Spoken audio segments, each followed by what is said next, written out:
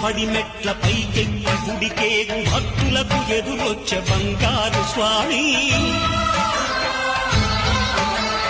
ఇరుముడులు స్పృశించి శుభమును దీవించి జనబృందముల చేర జగమేలు స్వామి తన భక్తులను నిల్చు తప్పులకు తడబడి ఒక పక్క ఒరిగెన ఓంకారమూర్తి